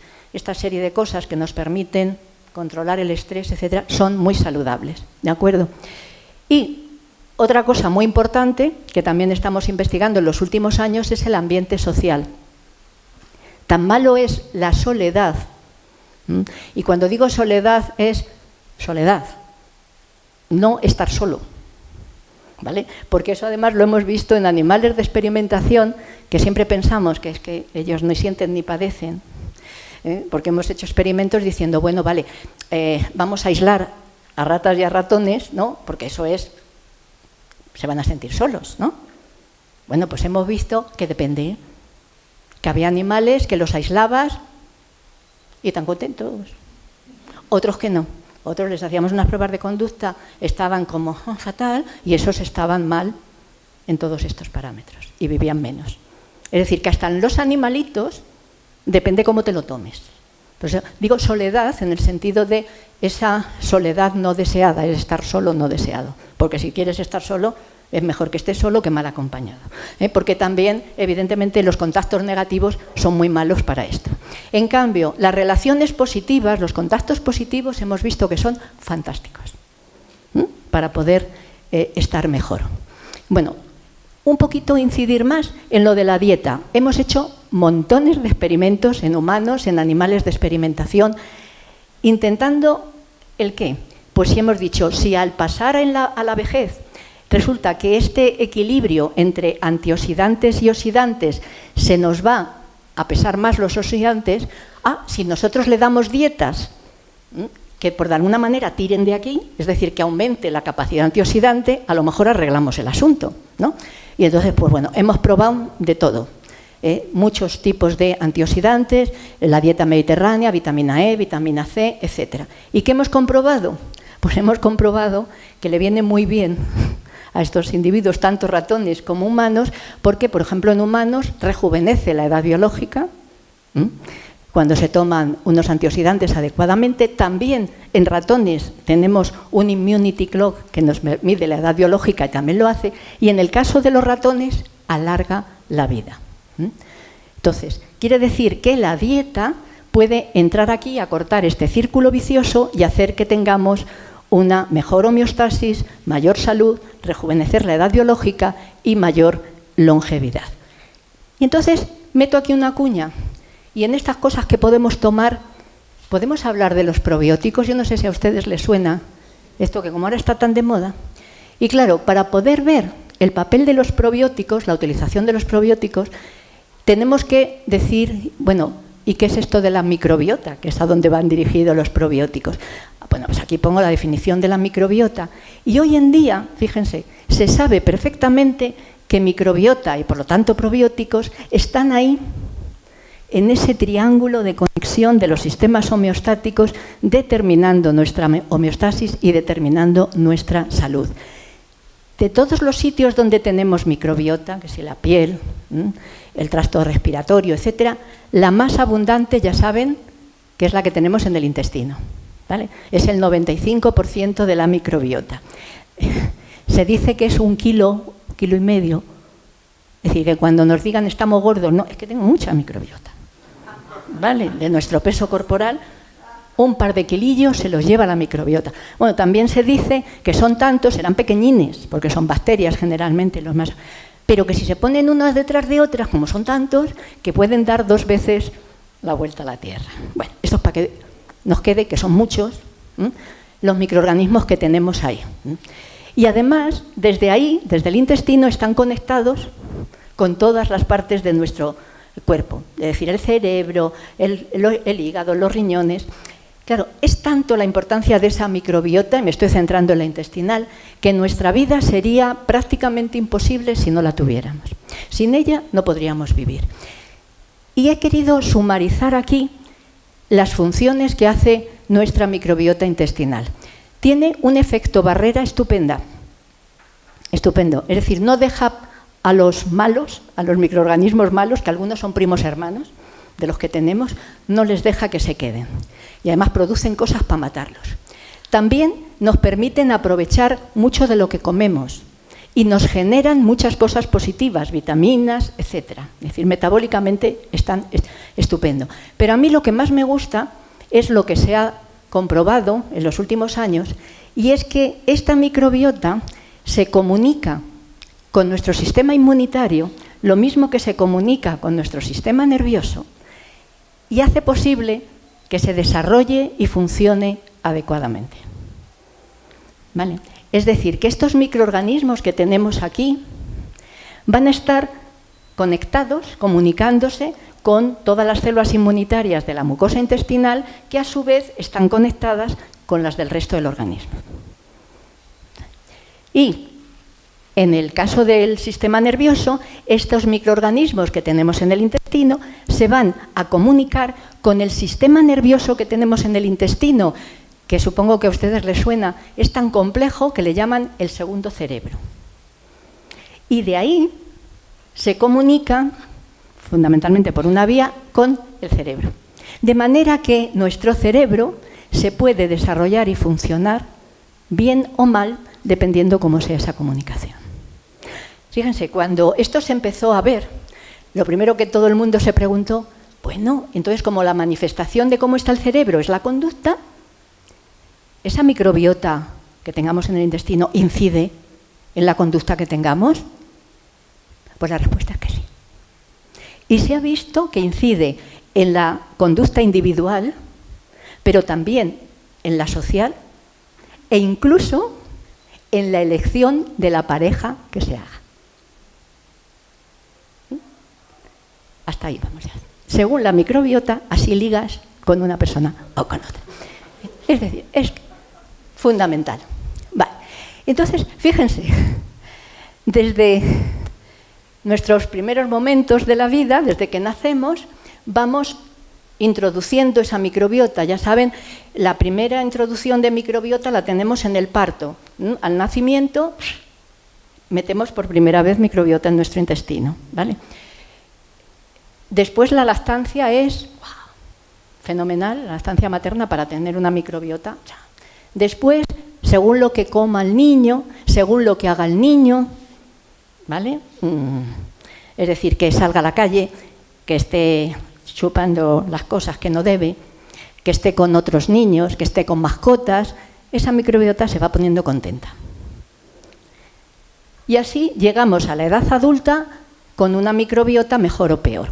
Esta microbiota que vamos generando va a estar dialogando desde el principio de nuestra vida con los sistemas homeostáticos. Por lo tanto, si la tenemos bien, vamos a tener unos sistemas homeostáticos estupendos, pero si no la tenemos bien, van a estar mal. Por eso, pongo aquí cosas que pueden empezar a fastidiarnos desde pequeños, el tener esa buena microbiota y, por lo tanto, esos buenos sistemas homeostáticos. Que uno nace por cesárea, ya empezamos a estropear la cosa.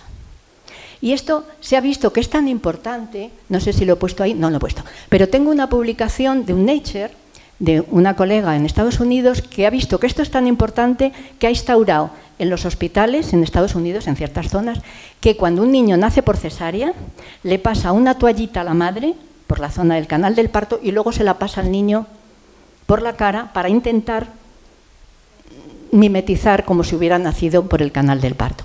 Y lo mismo pasa con la lactancia, y lo mismo pasa si al niño no le dejas salir de casa y le tienes en una burbuja, o le das antibióticos a todo pasto, que destruye la microbiota, etcétera, etcétera. Luego, en el proceso de envejecimiento pasa lo mismo. La microbiota que tengamos, que va a ser muy dependiente de lo que hagas, del estrés que tengas, de lo que comas, etcétera, va a seguir dialogando con los sistemas homeostáticos.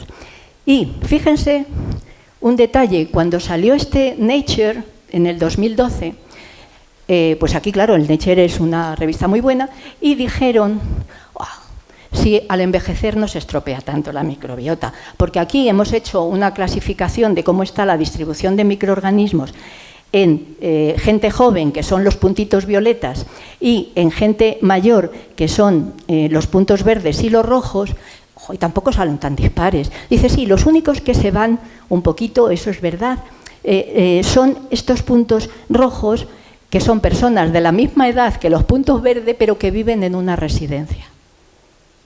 Y digo, ¿no se han dado cuenta que las personas que viven en una residencia no tienen la misma edad biológica que las personas que viven en su casa? ¿De acuerdo? Es decir, la microbiota cambia según la edad biológica, no según la edad cronológica. Y de hecho, cuando se ha estudiado la microbiota de los centenarios, se ha visto que es más parecida a la de los adultos que a la de los septuagenarios. ¿De acuerdo? Por lo tanto, tal. Entonces, fíjense, resulta que si hemos visto que la microbiota se relaciona con los sistemas homeostáticos, que estos sistemas homeostáticos tienen mucho que decir en el envejecimiento, pues la idea que surge es, oye, a lo mejor la microbiota tiene mucho que decir en cómo envejezcamos. Y eso que se ha sugerido ya se está viendo. Y nosotros tenemos ya publicaciones que apuntan a que esa microbiota es muy importante en cómo envejezcamos. ¿De acuerdo? O sea, que hay que cuidarla bien. Entonces, dando así un pantallazo, vemos que en el esquema que hemos puesto antes, en esa conexión de los sistemas homeostáticos, tenemos que poner la microbiota. Y la microbiota también va a depender de esos genes y de ese ambiente, lo mismo que los sistemas homeostáticos. Por lo tanto, esa fue una idea que se me ocurrió y me pareció bonita. Como nadie tiene los mismos genes que otro, ni nadie ha tenido el mismo ambiente y el mismo estilo de vida, cada uno de nosotros tenemos una microbiota biografía asociada a una psiconeuroinmunobiografía. ¿Vale? No hay dos personas iguales, cada uno tenemos lo que tenemos.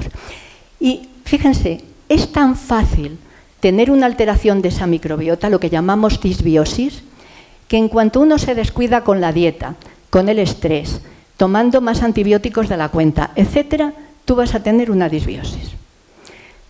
Y en una publicación del 2017 dijeron, hay más de 100 enfermedades que se relacionan con disbiosis. Ahora el año pasado salió una publicación que dijo, más de 300 enfermedades relacionadas con disbiosis. Y esas enfermedades todas las podemos asociar a que uno de los sistemas homeostáticos es el que está más alterado. Y, por ejemplo, no solo infecciones, alergias, enfermedades autoinmunes, cáncer, se han visto relacionados con disbiosis, con alteración de esa microbiota. En el endocrino, diabetes, obesidad, etc.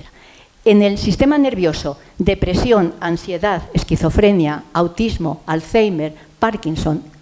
Quiero decir, lo que les pongo es que hay publicaciones que han visto que quien tiene esa enfermedad tiene una disbiosis. Y claro, te surge la cuestión, ¿qué es antes, el huevo o la gallina?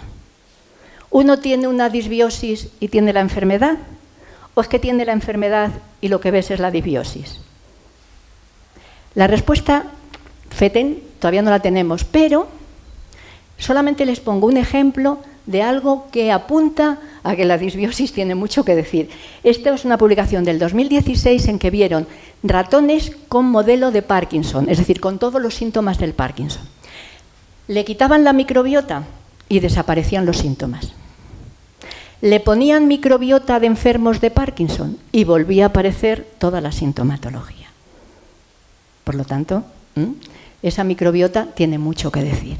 Por lo tanto, si esa microbiota es tan importante, los probióticos, que pongo aquí la definición, microorganismos vivos que administrados en cantidades adecuadas dan un beneficio a la salud, podrían ser muy importantes para siendo como esas semillitas que ayudarían a que cuando hemos dejado hecho una pena, una disbiosis, nuestro intestino, por los antibióticos, el estrés, etcétera, repongan de una manera mejor esa microbiota, ¿de acuerdo?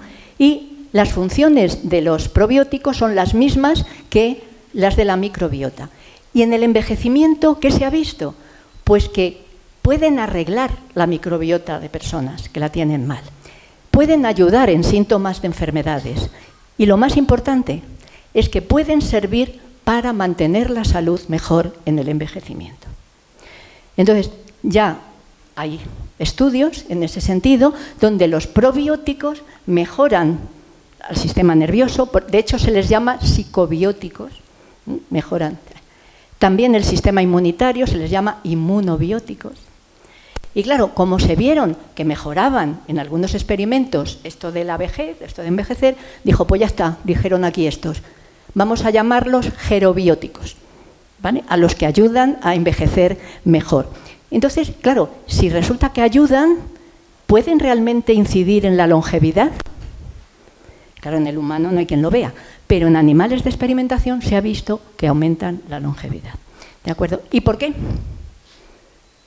Pues resulta que se ha visto que esas cepas probióticas que ayudan tienen capacidad antioxidante y antiinflamatoria. Y basado en lo que hemos dicho antes, van a controlar ese estrés oxidativo inflamatorio. Aquí les pongo publicaciones nuestras con distintos probióticos. Hemos comprobado en ratones, en animales de experimentación, que mejoran la inmunidad, mejoran la conducta y los animalitos viven más. También neutralizan el estrés oxidativo e inflamatorio. Y entonces dijimos, bueno, ¿y en humanos? Pues resulta que en humanos no había nada. Y hemos hecho un estudio piloto que lo hemos terminado hace un mes y vamos a ver si lo publicamos en los próximos días, dándole a personas 3 cepas probióticas durante 2 meses. ¿Y qué hemos encontrado? Que mejoran la inmunidad, que mejoran el estado, es decir, que controlan la oxidación y la inflamación, que rejuvenecen la edad biológica, por lo tanto, apunta a que podemos utilizar probióticos para mejorar ese envejecimiento. Por lo tanto, los probióticos también los podemos poner ahí en ese gráfico. 2 palabras del ejercicio físico y mental, que solamente les pongo ahí publicaciones para que me crean que se ha visto que el ejercicio físico y mental ayuda. En toda una serie de estudios, el ejercicio físico moderado y la actividad mental ayuda a tener un mejor envejecimiento. Es decir, que en este esquema lo podemos poner ahí también cortando ese círculo vicioso. Y me dirán, ¿y por qué pone estos aquí?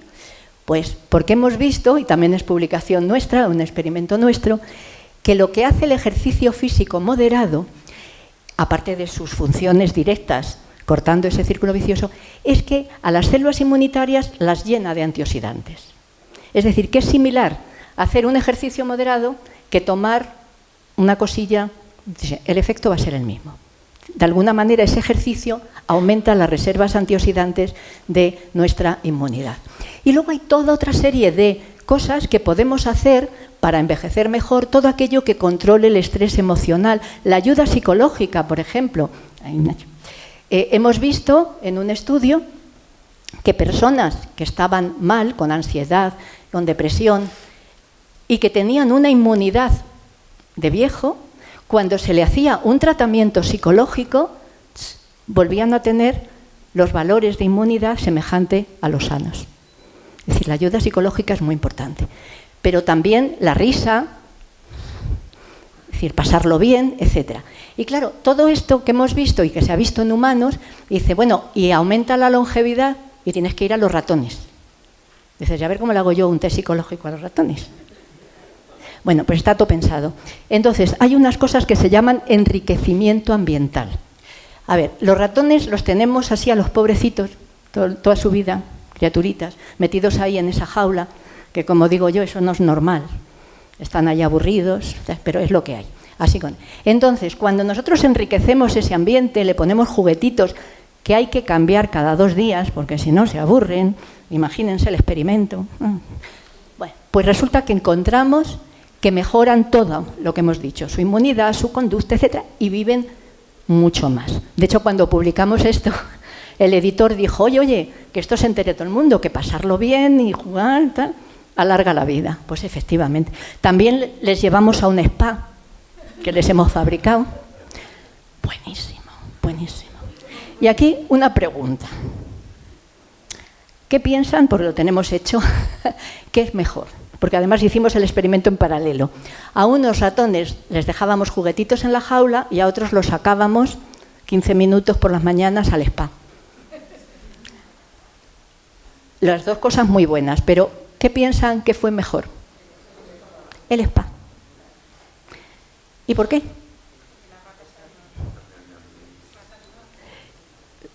Sí, va por ahí. No por el agua, porque los ratones el agua, ¡guau!, al principio les ponía de los nervios. No. Precisamente por eso. A ver, porque hay un concepto que lo he ido poniendo por ahí, pero no se lo he dicho, que es el concepto de hormesis. Es decir, todas estas estrategias, ¿por qué tienen efecto mejorándonos? Porque hacen hormesis, es decir, hacen un pequeño estrés moderado, porque en el fondo la vida es un estrés. Quiero decir, a ver, cuando nos levantamos por la mañana, lo que nos pide muchas veces el cuerpo es, yo me quedo en la cama, ¿vale? Pero el quedarse en la cama no es sano. Lo que es sano es decir, jope, te levantas, te arreglas, sales, eso es un estrés, pero es un estrés a un nivel que hace que nuestro organismo genere un montón de cosas buenas, positivas para el envejecimiento. Por eso, la vida, que es estrés, es enfrentarse a las cosas, la vida te ayuda con ese concepto de hormesis a estar mejor. ¿De acuerdo? Por eso, la vida cómoda no es sana. Lo que es sano es enfrentarte. Es decir, el hecho de que ustedes estén aquí, que no deja de ser un rollo, ¿no?, el estar aquí en vez de estar... Este pequeño estrés les está haciendo hormesis y están envejeciendo mucho mejor porque están generando muchas cosas que no las generarían si estuvieran sentados en su casa viendo la tele. ¿De acuerdo? Por eso yo les daba las gracias al principio, porque a mí también esto me genera un estrés moderado que me está ayudando. Bueno, pues claro, en ese ejemplo nosotros llegamos a esa convicción. No es lo mismo en la jaula tener juguetitos, ahora juego si quiero, ahora no juego si no me da la gana, que, jope, me sacan 15 minutos cada día, que es como si saliéramos a la calle y nos tuviéramos que arreglar. Yo en los congresos siempre digo, como todo lo que se hace en ratones ya están viendo que se puede transferir perfectamente a nosotros, estar en casa leyendo, viendo la tele es sanísimo, bien. Pero mucho más sano, me arreglo, salgo, me voy con los amigos, ¿vale? Mucho más sano. Pues eso le pasaba a los ratones, ¿vale? El spa les venía mejor que el jugar en la jaula. Lo que les comentaba antes, algo que parece que es una superficialidad, el ser felices, ya revistas como Science dice que es fundamental para tener un buen envejecimiento, para vivir más. También tenemos publicaciones en ese sentido. El ambiente social, lo mismo. Esta es una revisión que publicamos hace poco con muchas de nuestras publicaciones anteriores, en donde, como vemos, si nosotros nos sentimos aislados o tenemos relaciones nocivas, vamos a tener un estrés que nos va a acelerar el envejecimiento. Pero si ese estrés es moderado, si aprendemos a hacer hormesis, haciendo cosas con relaciones positivas, vamos a generar resiliencia, vamos a estar mejor para envejecer mejor.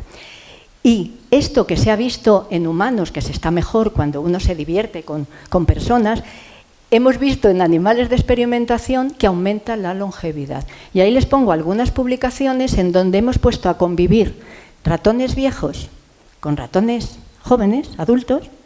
¡Buah! ¡Qué diferencia! Es que esos se ponen, pero es que hasta se les ve. En la pinza, el pelo y tal, están estupendos, mientras que los que han estado solo con viejos en la jaula,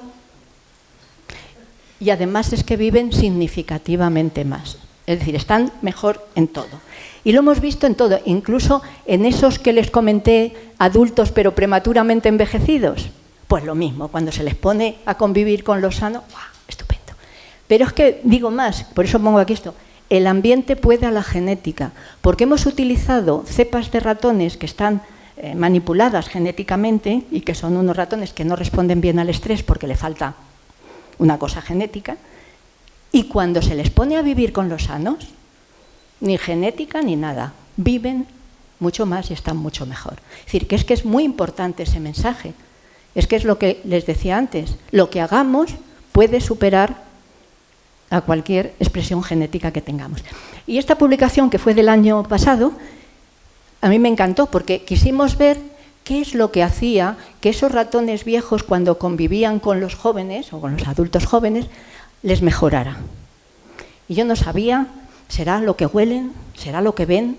¿Será lo que escuchan? ¿Será lo que hablan? Porque es que hablan, o a los ratones hablan. Pero claro, como la manera de abordar eso era complicada y costosa, pues dijimos, vamos a empezar por lo más barato, que no se toquen. Y entonces generamos en las jaulas una pared transparente que no dejaba a los dos viejos que tocaran a los jóvenes. Pero se veían, se olían, se hablaban, todo. ¿Y qué pasó? Pues que ya no había efecto.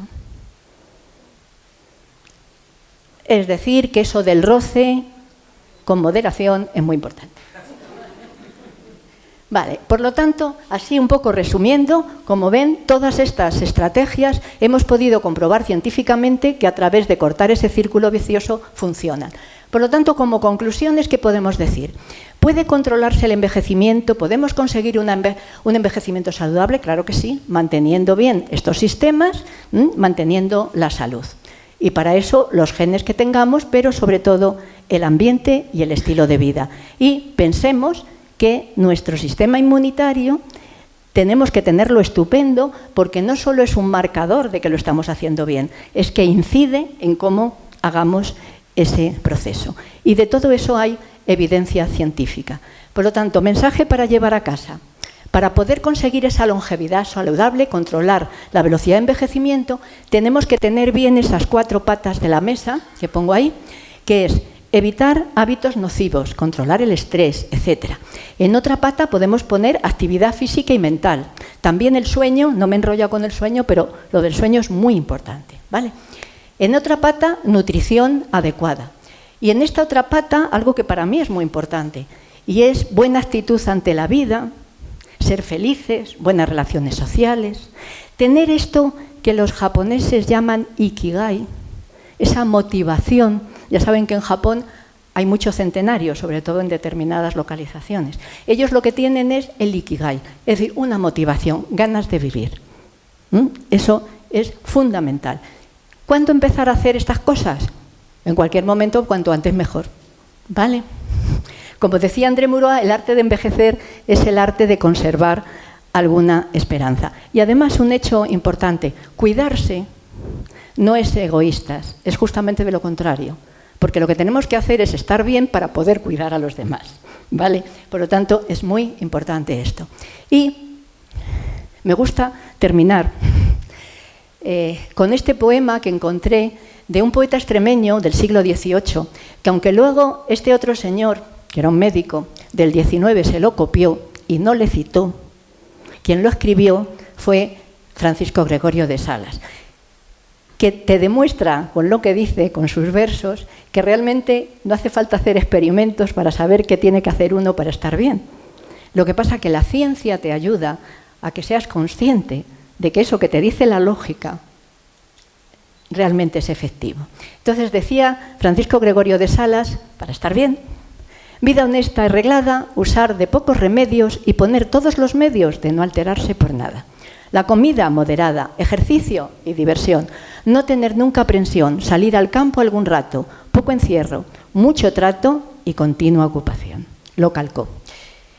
Entonces, realmente, como dice esa centenaria de Japón, el secreto de la longevidad puede ser comer la mitad, andar el doble y reírse el triple, ¿vale? Y es algo que está muy, digamos, actualizado, porque en esta década en la que estamos es la década del envejecimiento saludable.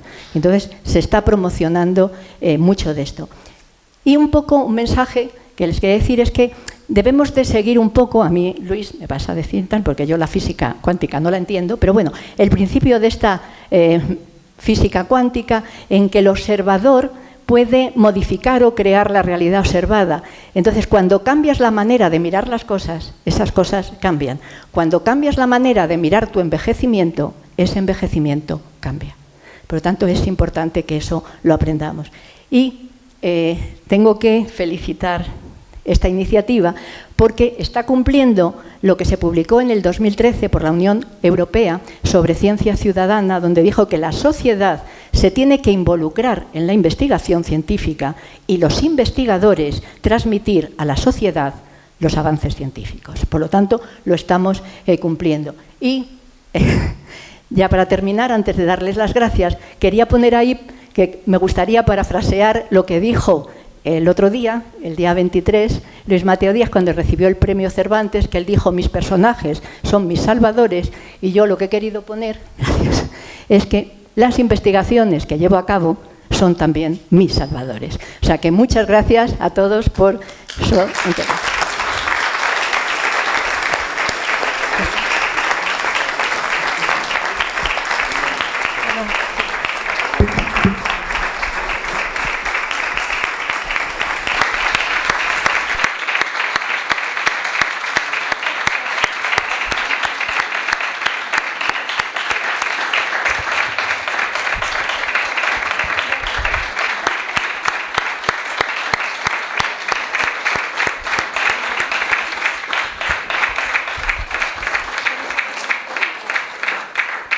Bueno, yo creo que efectivamente iba a dar paso a las preguntas. Yo creo que este aplauso habla por sí mismo, ¿no? Porque ha sido un aplauso largo y longevo, porque es lo que la ponencia de la profesora de la Fuente merece. Creo que hablo por nombre, ¿no? En nombre de todos los presentes, en dar las gracias. Es una presentación magnífica y de la que sacamos muchas conclusiones. Yo he sacado una particularmente. Sí. Y yo creo que es, dejémonos de intentar vivir más, vivamos mejor, que además viviremos más, ¿no? La verdad que se nos ha hecho enormemente corto, pero el tiempo, ¿no? Cronológicamente ha pasado, aunque en nuestra experiencia no ha pasado.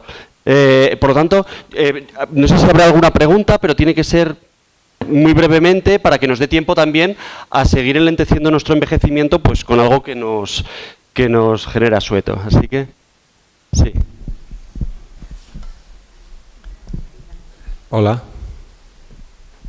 Sí, que has dicho claramente que los probióticos son muy importantes, pero claro, eso está en manos de empresas que dicen que ese probiótico es bueno, muy bueno, etcétera, etcétera, etcétera.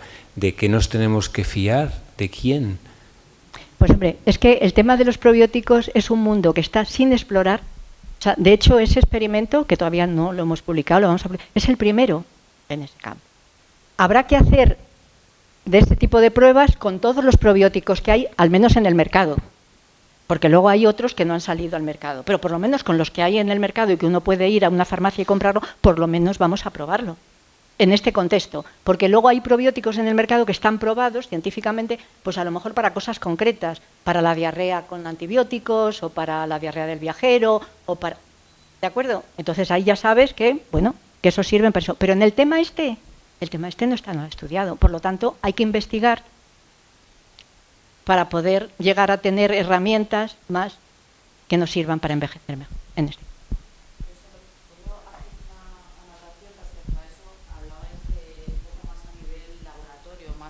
De lo que nos puedan decir, pero luego hay también alimentos que tienen esos propios probióticos, sí, como por claro. ejemplo el kefir, ¿no? Claro, y el yogur, uno de los experimentos que hicimos era con un yogur.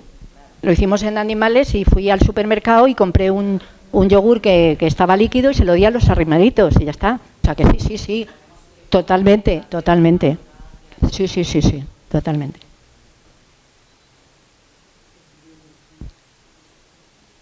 Bueno, de todas maneras, como ahora vamos a deleitarnos, como he dicho, con las viandas que hay ahí, pues cualquier otra duda o lo que sea, la podemos ir hablando, ¿vale?